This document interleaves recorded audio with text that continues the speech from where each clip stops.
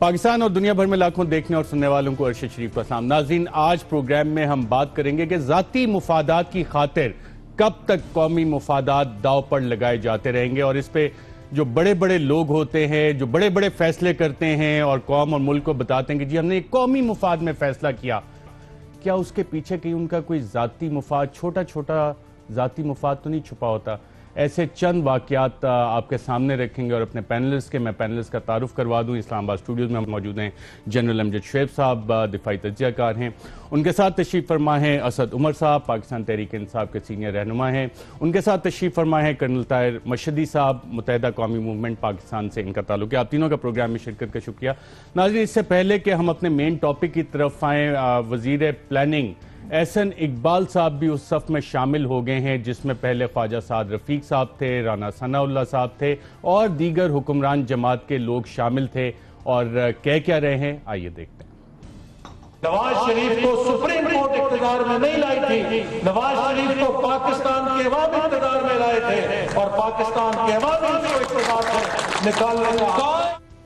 जी नाज़रीन, आपने सुना असद उमर साहब क्या कह रहे हैं एहसन इकबाल साहब? अफसोस की बात है, प्रोफेसर साहब जो हैं वो ऐसी बात कर रहे हैं। ये सारी जमहूरियत जो है ना वो किसी आइन के तहत चलाई जाती है।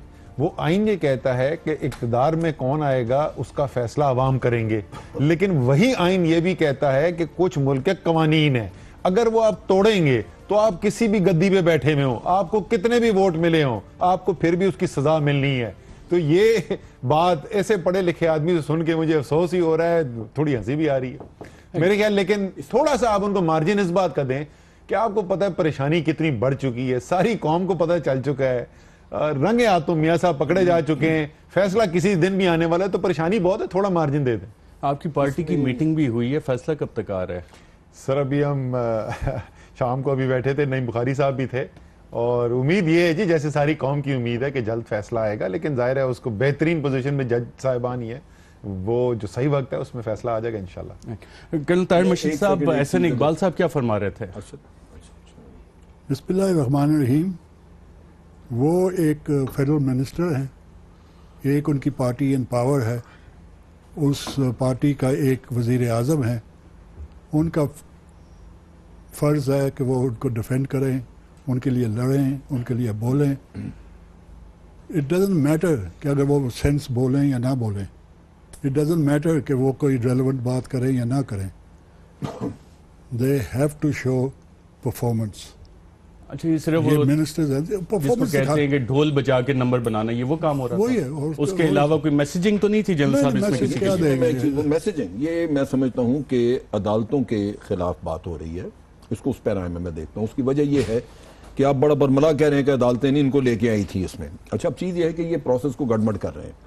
होता यह है कि इलेक्शन होता है, अवाम एक लीडर को पावर में लेके आते हैं और जब वो हल्फ उठाता है तो दर हकीकत आपने अपना मुल्क, वज़ीर आज़म की सूरत में अगर आप देखें तो अमानत के तौर पे आपने अपना मुल्क और उसको पकड़ा के उसको मुख्तार कुल बना दिया उसका। अब वो हमारी अवाम की गलती, अवाम बड़े बेवकूफ़, अवाम ने सारा जुर्म किया कि वो पावर में ले आए, क्योंकि लीडर अब ख़यानत करता है उसमें, वो जिस माल के ऊपर उसको बिठाया उसमें से वो माल पिलफरेज करता है। तो अब जुर्म जब उसने कर लिया तो अवाम के पास तो कोई तरीकाकार नहीं है उसको सजा देने का। वो 5 साल इंतजार करेंगे कि अगले इलेक्शन का आए। अब तरीकाकार वही है कि जो आपके पाकिस्तान के जो कवानीन कहते हैं उसके तहत उसका ट्रायल होना है। सो क्रिमिनल एक्ट्स को वोटिंग के साथ आप मिक्सअप नहीं कर सकते। एक आदमी कत्ल कर देता है, इलेक्टेड आदमी है लेकिन कत्ल है, उसका किस्सा वो अलग है, वो सजा उसकी अलग चलनी है, ये काम अलग होना है कि इसको मेंबरशिप कर लेना। ठीक है, और माजी में भी हमने नाज़रीन देखा है कि जब भी फैसले हुए, अदालतों के भी फैसले हुए, लेकिन उसके पसे पर्दा कुछ डील्स आती रहीं। इस तरह की डील्स माजी में, अगर पाकिस्तान बने तकरीबन 70 साल होने वाले हैं, अगर हम शुरू से उठाएं तो ऐसी बहुत सारी डील्स निकलती हैं। लेकिन हम हालिया तारीख में जाते हैं, सन 1990 की दिहाई से अब तक का सिलसिला शुरू करते हैं और उसमें भी अभी मौजूदा हालात पे आ जाते हैं, जो चीज़ें पता लगती हैं। बहुत बड़े बड़े लोग, बड़े निडर लोग जो मुक्के दिखाते रहे, पार्लियामेंट में खड़े होकर कौम को अपनी ताकत का इजहार भी करते रहे, जनरल मुशर्रफ साहब, जी हाँ, मैं उन्हीं का जिक्र कर रहा हूं। जब सऊदी अरब के साथ डील हुई नवाज शरीफ साहब की, और अगर हमारे प्रोड्यूसर आपको दिखा सकें, नवाज शरीफ साहब ने जो साइन उस पर किया था, 10 साल का मुआहदा हुआ था और उसके बाद बाहर चले गए, तो जनरल मुशर्रफ साहब ने सऊदी अरब के साथ इस डील के हवाले से क्या कहा, आइए जरा सुनते हैं। हाँ, 2009 फॉरगेट इट, ये प्राइवेट अफेयर, लेकिन जाहिर एक एग्रीमेंट सऊदी अरेबिया के साथ हुआ कि इनको जो ट्रायल इनकी हो रही है ये रोक के ये आप वहां भेज दें हमारे पास, ये 10 साल वहां रहे। वो 10 साल की डील इनके साथ हुई और ये चले गए। जी हाँ नाज़रीन, 10 साल की डील हुई और ये चले गए। इतना सादा सा मामला था और जनरल मुशर्रफ ने यकीनन ये काम भी कौमी मुफाद में किया था। उस वक्त के अगर बयानात देखें, PMLN तो इसको डिनाई करती रही, लेकिन उस वक्त फौजी हुकूमत ने कौम को ये बताया कि ना, पाकिस्तान के मुफाद में कि ये मुआहदा और नवाज शरीफ साहब को जाने दिया जाए। हम सब ने यकीन भी कर लिया और जैसे जनरल साहब ने कहा कि हम कौम और अवाम तो हैं ही बेवकूफ़, जो हमें बताया जाता है हम मान लेते हैं। क्या जनरल मुशर्रफ को भी इसका कोई फ़ायदा हुआ? जी हाँ नाज़रीन, जनरल मुशर्रफ को भी एक फ़ायदा हुआ। और क्या फ़ायदा हुआ और किसने दिया? खुद जनरल मुशर्रफ ने इसका इकरार इस तरह से किया। हाँ, 2009 फॉरगेट इट, ये प्राइवेट अफेयर, लेकिन जाहिर है उसी से मैंने ये दुबई का भी फ्लैट लिया है, लंदन का भी फ्लैट लिया। I had very very close relation with him. वो मुझे हमेशा कहते थे, वो मुझे भाई की तरह, छोटे भाई की तरह समझते थे और कहते थे किसी को हक नहीं पहुंचता कि मेरे से पूछे कि अकाउंट आप बताएं। जो मैंने डिक्लेयर करना था वो मैंने डिक्लेयर भी किया हुआ है। जी नाज़रीन, आपने सुना जनरल अमजद शुएब साहब। जनरल मुशर्रफ अगर अफवाज पाकिस्तान के सरबराह ना होते, पाकिस्तान के चीफ एग्जीक्यूटिव ना होते, तो ये सऊदियों के भाई होते, ये रिलेशनशिप होती और ये नवाज़शात इनके ऊपर होती। और क्या इन्होंने ऐसी सर्विसेज दी थी कि इनके ऊपर नवाज़शात हुई? देखिए, पहले मैं छोटी सी एक आपको मिसाल याद करा दूं। जस्टिन ट्रूडो फ्रांस गए छुट्टी पे और गालिबन फैमिली रिलेशनशिप की वजह से वो ठहरे आगा खान के किसी फैमिली पैलेस में, और आके उनको एहतसाब का सामना करना पड़ा। सिर्फ एक इतनी सी, हालांकि वहाँ पे कोई मफादात का क्लैश नहीं है। यहाँ वो डील सारे चलते रहे और जब आप इतने ओबीडियंट रहे सऊदीज़ के, तो वो आपको बेशक भाई कह के करेंगे कुछ, लेकिन आपकी जेब में उन्होंने पैसे डाले सिर्फ इस वजह से कि आप उनके बातचीत पे हर वक्त रजामंद रहते थे, ओबीडियंट थे आप।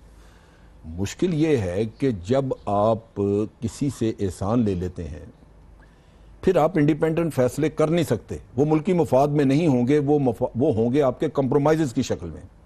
और यही हुआ उस दौर में भी, जनरल मुशर्रफ के वक्त में भी। जो पहला फैसला था जब बाहर भेजने का इन्होंने किया, तो उस वक्त तो शायद ये कह सकते हैं कि उस वक्त इन्होंने कोई उनसे ऐसी मदद नहीं ली हुई थी या उन्होंने कोई ऐसी मेहरबानी नहीं की हुई थी सऊदीज़ ने। लेकिन बाद में जब आप वैसे जनरल साहब ने देखा, उस वक्त तो ऑब्वियसली मेहरबानी नहीं होती है, मेहरबानियां बाद में पे ऑफ होता है ना? कि वो मुझे अपना छोटा भाई समझते थे तो उनके ताल्लुक, इसका मतलब ये है कि वो रियासती मामलात में भी वो आपके जो बाहर के ताल्लुकात हैं वो अब उसमें शामिल हो गए हैं, क्योंकि ये भाईचारा तो इंटरनेशनल भाईचारा वैसे नहीं हो सकता। कल साहब, आपकी जमात तो जनरल मुशर्रफ की हरीफ भी रही। जनरल साहब के इन बयानात को आप कैसे देखते हैं? कौमी मुफादात में थे, जाती मुफाद था, और किस चीज़ की बख्शीश सऊदियों ने जनरल मुशर्रफ को दी थी? मैं तो कर्नल रिटायर्ड हूँ, मुझे तो किसी ने बुखार भी उधार नहीं दिया। तो ये मैं आपको जो सच बात करता हूँ, तो ये डील्स हैं फॉर दी रूलिंग एलीट। एक हमारी पाकिस्तान में कानून साजी जो है, अशरफिया, ये डेरे जागीरदार, ज़मींदार, बड़े बड़े सरमाएदार, जनरल्स, ब्यूरोक्रेट्स, जनरल्स, सियासतदान, फ्यूडल लॉर्ड अबव लॉ, इनके लिए कोई कानून नहीं है। और पाकिस्तान में किसी की हिम्मत नहीं है इनको कोई हाथ भी लगाए, क्योंकि और ये जाती मुफादात के लिए कौमी मुफादात का सौदा करते हैं। नहीं, कौमी मुफादात तो आज तक हुआ नहीं ना। कौन सा पेरिस बना दिया पाकिस्तान को? अभी भी नहीं। पेरिस में इनके विजिट होते हैं, लंदन में इनकी प्रॉपर्टीज हैं। दुनिया का कौन सा मुल्क है जहां पे आपकी अशराफिया की प्रॉपर्टीज नहीं है? नहीं, तो उधर जाके उन्होंने बनाया ना, पाकिस्तान में तो नहीं बनाया ना। पाकिस्तान की गरीब आवाम को तो तकलीफ नहीं दी ना। वो झुग्गियों को उनकी तो नहीं छेड़ी, टूटी हुई सड़कों को तो नहीं छेड़ा, भूख और प्यास को तो नहीं छेड़ा। तो मैं तो कहता पाकिस्तान का तो मुफाद कहीं नजर नहीं आया। मैंने सेनेट में खड़ा होकर कहा था जब ये आपका सीपैक आया तो उन्होंने कहा 54 करोड़ 60 करोड़ 60 बिलियन डॉलर्स। तो मैंने सेनेट में खड़ा होकर एड्रेस किया था ऑनरेबल मिनिस्टर्स को कि अगर आप लोग ये वादा करें कौम के साथ कि सिर्फ 40% आप खाएंगे और 60% लगा देंगे तो पाकिस्तान की शक्ल बदल जाएगी। It will be a game changer.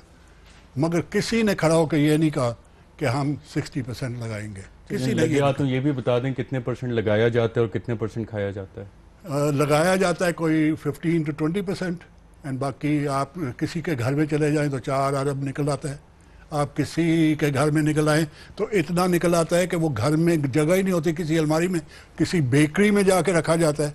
तो ये तो आप आवाम देख रही है, मीडिया बहुत लाइव हो गया है, दिखा देता है।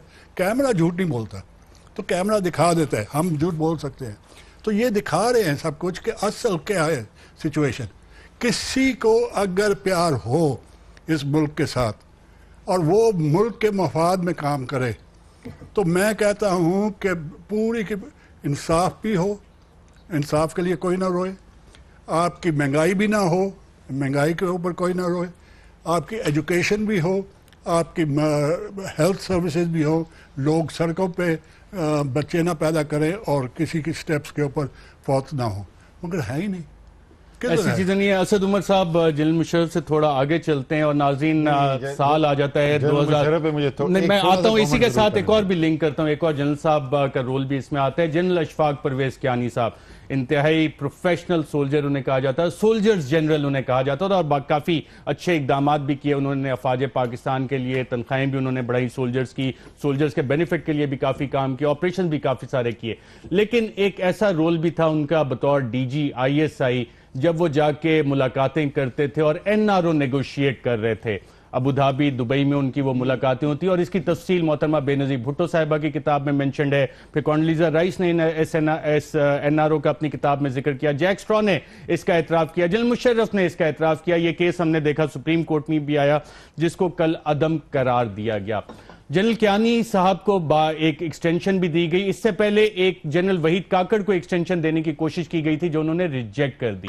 जनरल कियानी को एक्सटेंशन दी पाकिस्तान पीपल्स पार्टी की हुकूमत ने, पाकिस्तान पीपल्स पार्टी की हुकूमत। जी हां, और अगर हम तारीख के सफ़ात कुछ पलट के देखें तो मोहतरमा बेनज़ीर भुट्टो की पहली हुकूमत में जनरल अशफाक परवेज कियानी साहब उस वक्त उनके डिप्टी मिलिट्री सेक्रेटरी थे।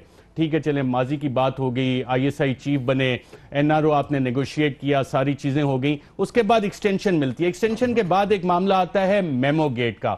और अगर हम हुसैन हक्कानी साहब का बयान जो उन्होंने कमीशन के सामने पेश किया वो आपको स्क्रीन पर दिखा सकें, वो बताते हैं कि जनाब मुलाकात हुई और उस मुलाकात में जनरल अशफाक परवेज कियानी साहब मौजूद थे, सदर पाकिस्तान आसिफ जरदारी साहब थे, वजीर आजम थे, DG ISI general Shuja Pasha थे और मुझसे मेरा रिजाइन ले लिया गया। जब आप मेमो कमीशन की नाज़रीन रिपोर्ट पढ़ते हैं तो उसमें बताया जाता है कि जी हां, पाकिस्तान के साथ ये गद्दारी की गई।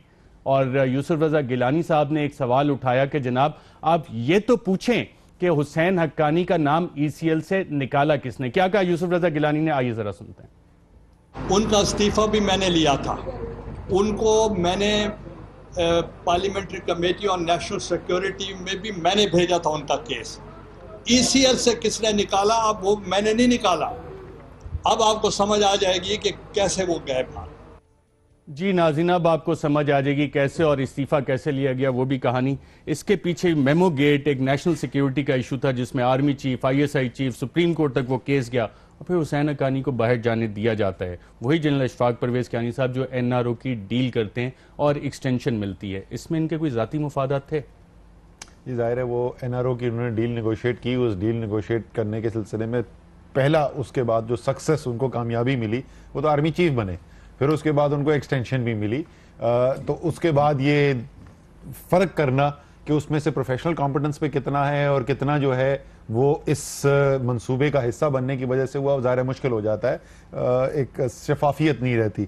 अब मैं क्विकली उस पर ज़रूर कमेंट करूंगा। आपने जो जनरल मुशर्रफ का क्लिप सुनाया था उसके अंदर दो पहलू हैं।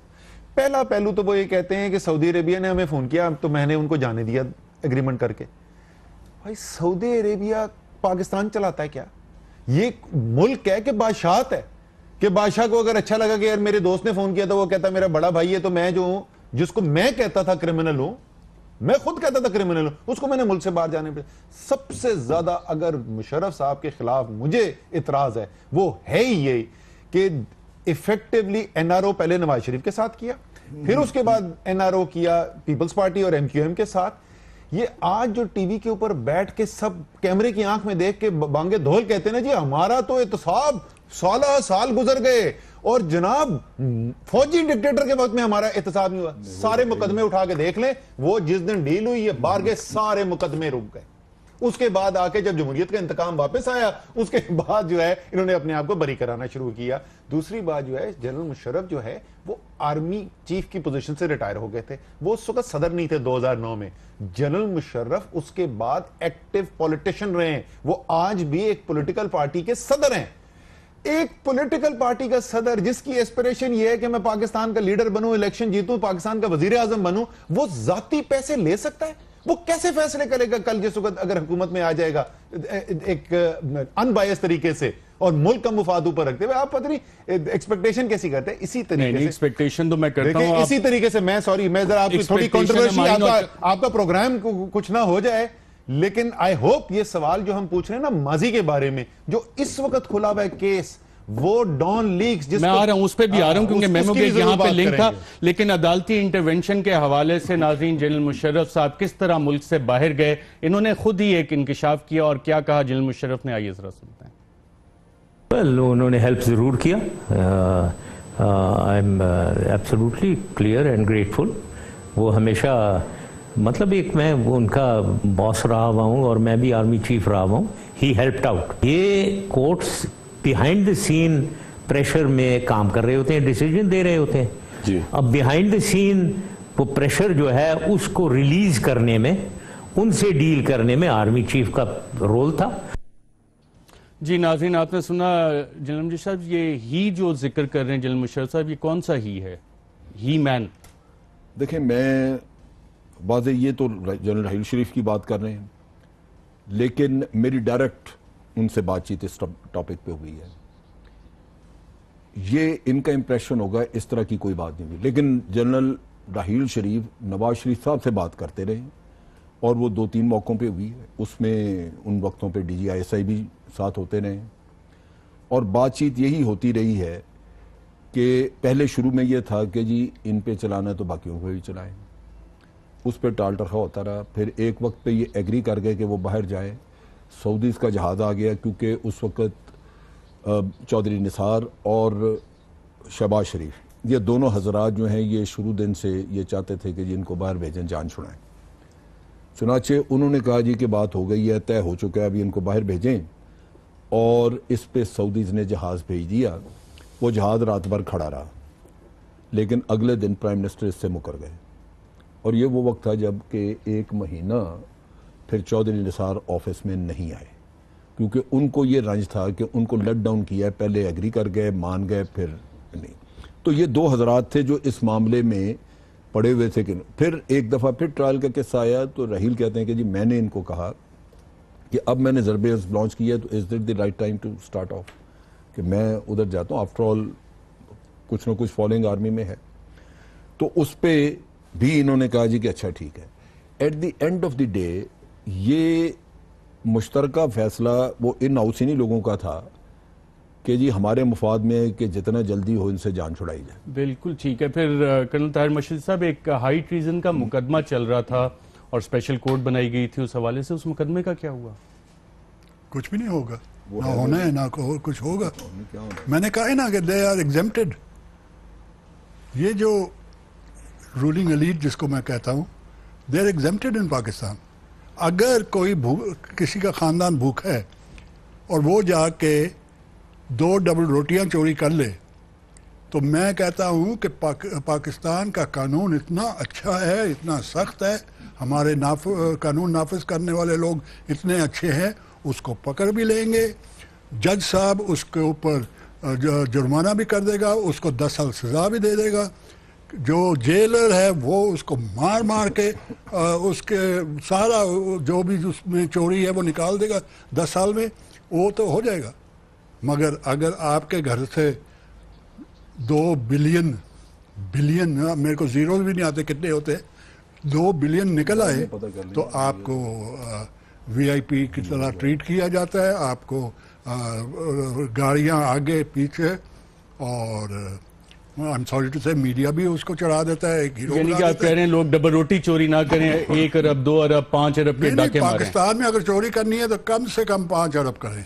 इसलिए नाज़रीन अलमिया यही है। अभी तक हमने जिक्र सुना 2 सऊदी जहाजों का, क्या तीसरा सऊदी जहाज भी आ रहा है किसी के लिए और किस मामले पे, इस पे भी बात करेंगे। और कुछ मोहब्बतों की कहानियां साबिक सदर आसिफ जरदारी और वजीर आजम नवाज शरीफ साहब के बारे में एक वक्फे के बाद।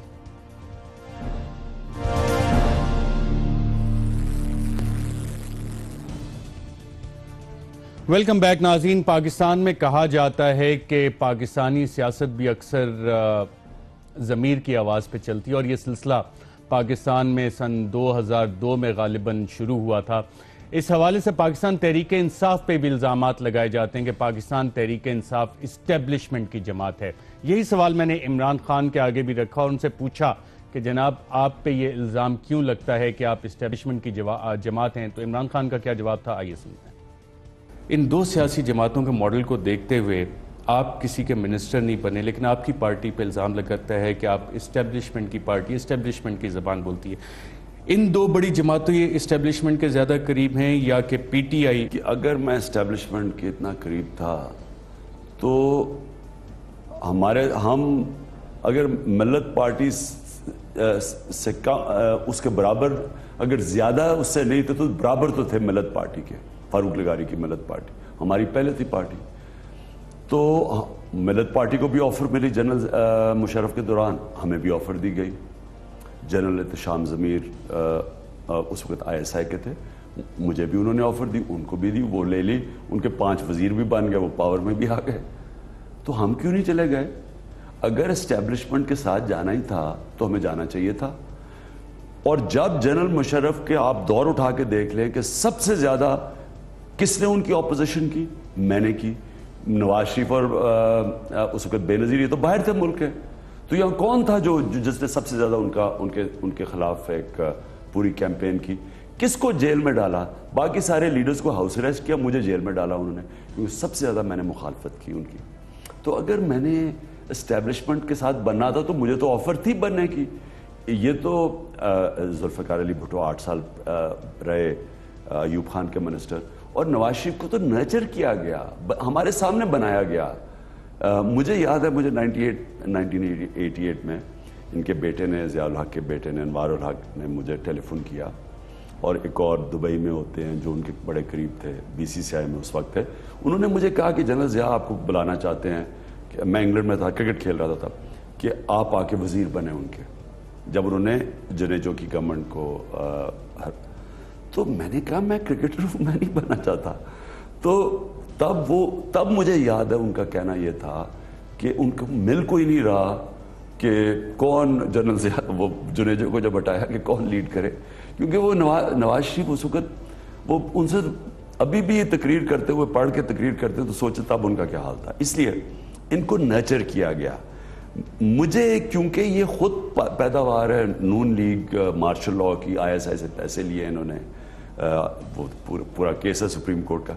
ये समझते हैं कि सोचे हैं कि मीनारे पाकिस्तान का जलसा ISI ने करवाया, यानी क्योंकि वो एक मुजरिम की सोच मुजरिम की तरह होती है ना, क्योंकि खुद ये पैदावार है, ISI से पैसे लेने वाले हैं।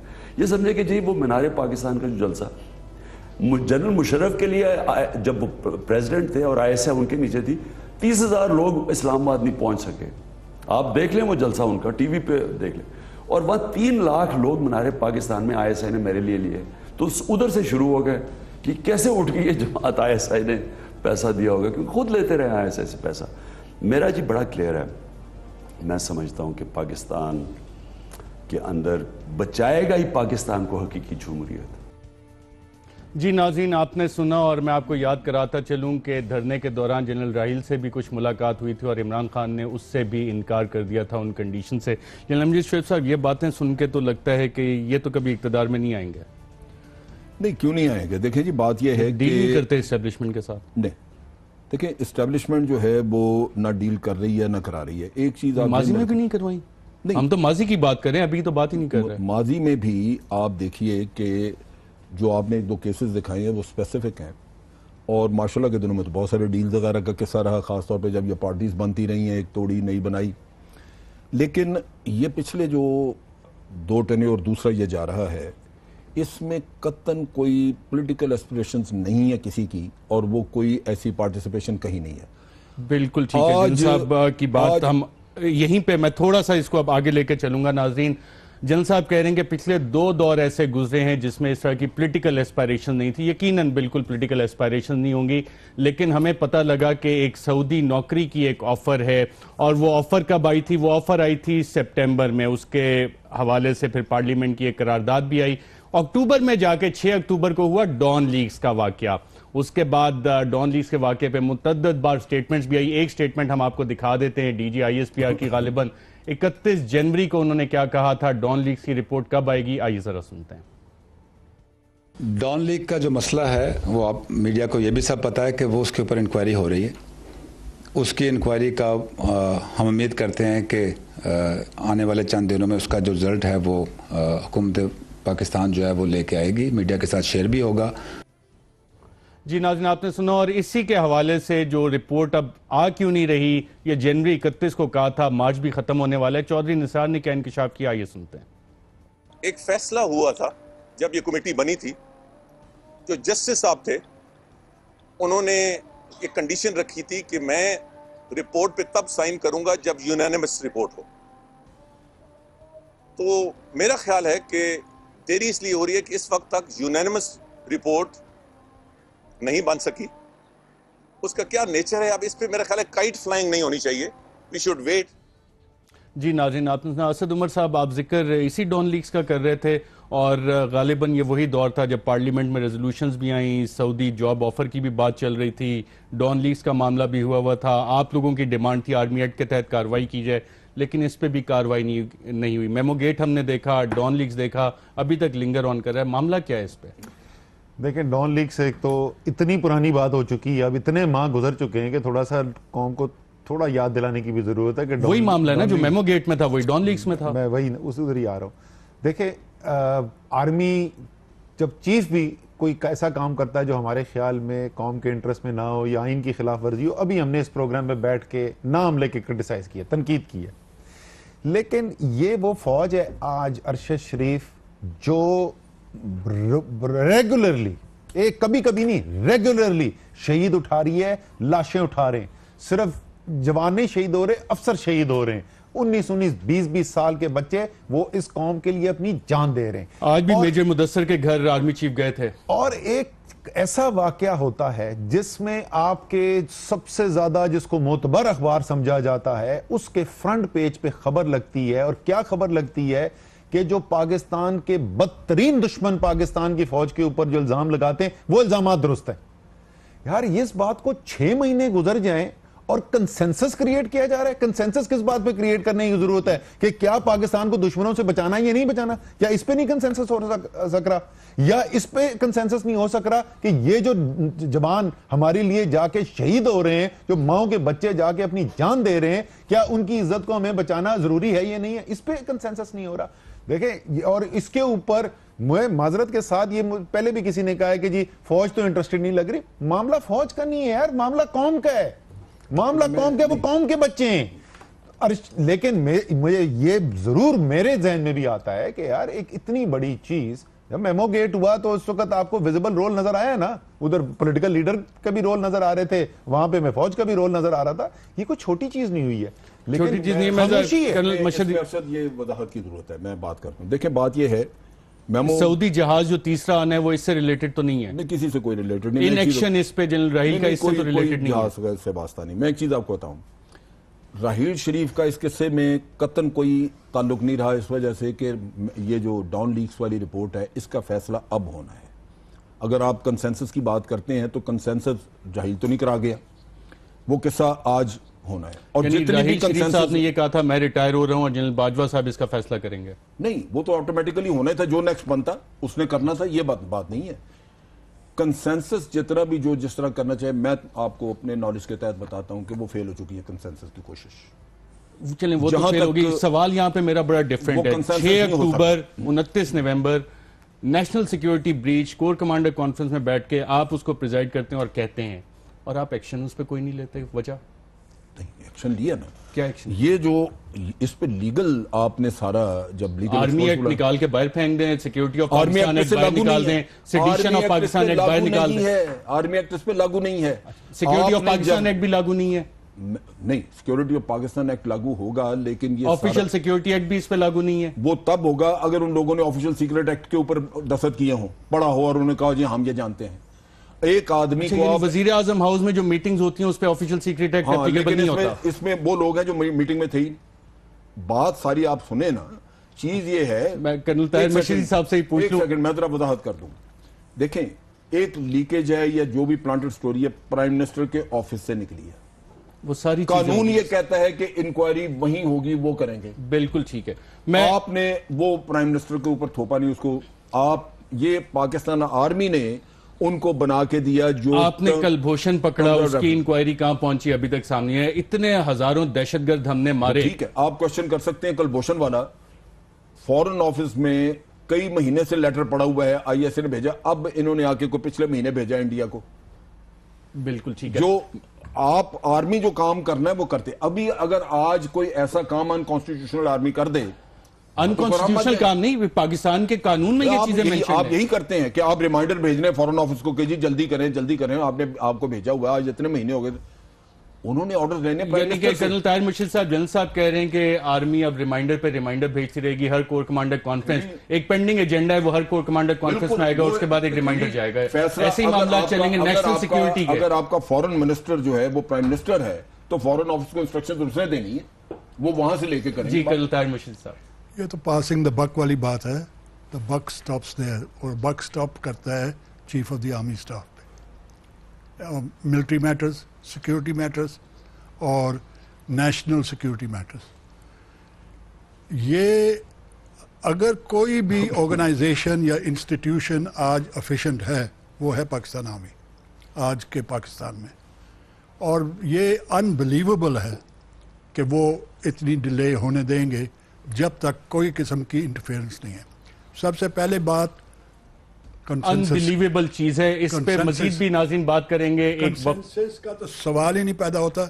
अगर आपने डिले करनी है और किसी चीज का जवाब नहीं देना, जैसे जूरी सिस्टम होती है, एक आदमी को वो 6 अक्टूबर, 6 नवंबर, 6 दिसंबर, 6 जनवरी, 6 फरवरी, 6 मार्च और अब 6 अप्रैल भी आने वाला है। नाज़रीन एक वक्फा लेते हैं। वक्फे के बाद हमने आपको कहा था नवाज शरीफ साहब और आसिफ जरदारी साहब की मोहब्बतों की कुछ दास्तान आपको बताएंगे। कोशिश करेंगे कि अगर वक्त बचा तो आपको वो सुना है, नहीं तो कल तक की आपको बताएंगे। एक वक्फा लेते हैं, वक्फे के बाद दोबारा हाजिर होते हैं।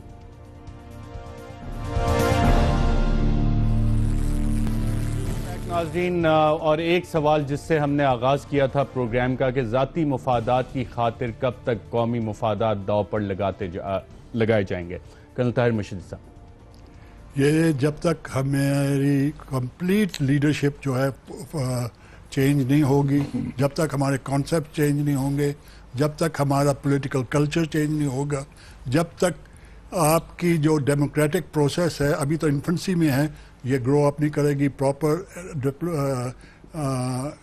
एक डेमोक्रेटिक सिस्टम जब तक नहीं आएगी, नहीं आएगा तो तब तक नहीं होगा। जब तक पॉलिटिकल लीडर्स अपने टॉप के लीडर को अपना खुदा समझेंगे और यही समझेंगे कि उनकी वफादारी चाहिए, मुल्क की नहीं चाहिए, किसी तो फौजी लीडर के बारे में कुछ कहना चाहेंगे? कोई भी हो, लीडर जो है ऊपर टॉप पे बैठा हुआ, अगर उसके साथ आपकी वफादारी ज्यादा है मुल्क की साथ वफादारी से, तो ये मामला यही रहेंगे। असद उमर साहब, पर जब तक लोग कीमत नहीं अदा करेंगे मुल्क को बेचने की, उस वक्त तक लोग बेचते जाएंगे।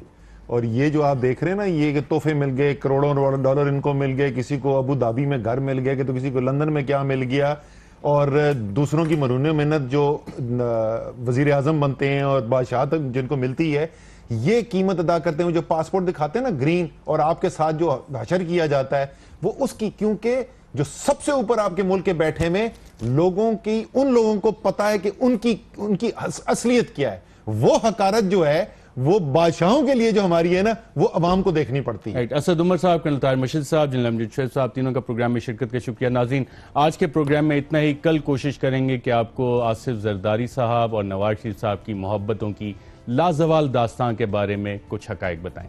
आज के लिए इतना, इजाजत दीजिएगा। अल्लाह।